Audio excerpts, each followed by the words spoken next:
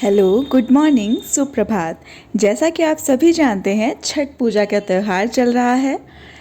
तो चलिए आज जानते हैं छठ पूजा के बारे में कुछ महत्वपूर्ण बातें, जो हो सकता है बहुत से लोग जानते हो और बहुत से लोग ना भी जानते हो। आगे बढ़ने से पहले प्लीज़ चैनल को सब्सक्राइब, लाइक, शेयर करना ना भूलें, क्योंकि ज्ञान बांटने से ही बढ़ता है। छठ पूजा भारत के प्रमुख त्योहारों में से एक है। इसे मुख्यतः बिहार, झारखंड, उत्तर प्रदेश और नेपाल के कुछ हिस्सों में मनाया जाता है। ये पूजा सूर्य देवता और उनकी पत्नी उषा को समर्पित है और ये 4 दिनों तक चलती है। इसे सूर्य देवता की उपासना के रूप में मनाया जा सकता है और ऐसा माना जाता है कि सूर्य देवता के आशीर्वाद से परिवार की खुशहाली, स्वास्थ्य और समृद्धि हमेशा बनी रहती है।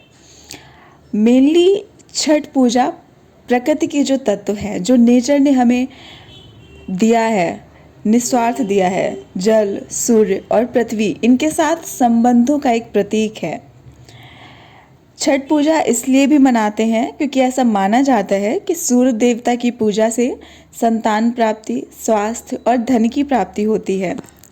छठ पूजा 4 दिनों का त्यौहार होता है, जिसमें बहुत से भक्त, आपने देखा होगा कि पानी में खड़े रह के सूर्य भगवान की पूजा करते हैं। कुछ लोग तो पूरी रात पानी में बिताते हैं और सुबह होने के बाद अर्घ दे के ही पानी से बाहर आते हैं। इस पूजा में बहुत कठिन नियमों का पालन किया जाता है और बहुत संकल्प के साथ व्रत रखा जाता है। छठ पूजा के 4 दिन मैं बताती हूँ कि किस किस दिन क्या होता है।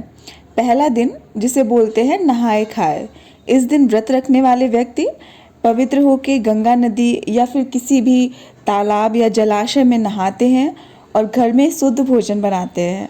इस दिन अरवा भोजन किया जाता है, जिसमें चने की दाल, कद्दू की सब्जी और चावल वगैरह बनाए जाते हैं। फिर आता है दूसरा दिन, इसे खरना बोलते हैं।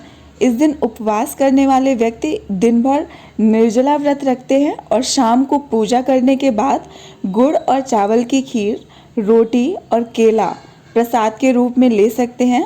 इसके बाद पूरे दिन का उपवास शुरू होता है। फिर तीसरा दिन आता है, जिसे संध्या अर्घ बोलते हैं। इस दिन व्रत करने वाले लोग बिना अन्न जल के रहते हैं और शाम के समय नदी या तालाब के किनारे जाकर डूबते हुए सूर्य को अर्घ अर्थात जल अर्पित करते हैं और अर्घ देने के लिए बांस के सूप में ठेकुआ, फल और पूजा सामग्री वगैरह जो भी पूजा के लिए ज़रूरी है, वो एक बांस के सूप में रखी जाती है। फिर आया आखिरी दिन, चौथा दिन, प्रातःकालीन अर्घ, सुबह के समय। अंतिम दिन की सुबह सूर्य को उगते हुए अर्घ दिया जाता है। जिस समय सूर्य उग रहा होता है उस समय सूर्य की पूजा की जाती है। इसके बाद व्रत का पारण किया जाता है और भक्त प्रसाद ग्रहण करते हैं। छठ पूजा में सादगी, श्रद्धा, संयम का बहुत महत्व है। इसे मनाने वाले लोग व्रत को पूरी पवित्रता से निभाते हैं और सूर्य देवता की कृपा भी प्राप्त करते हैं।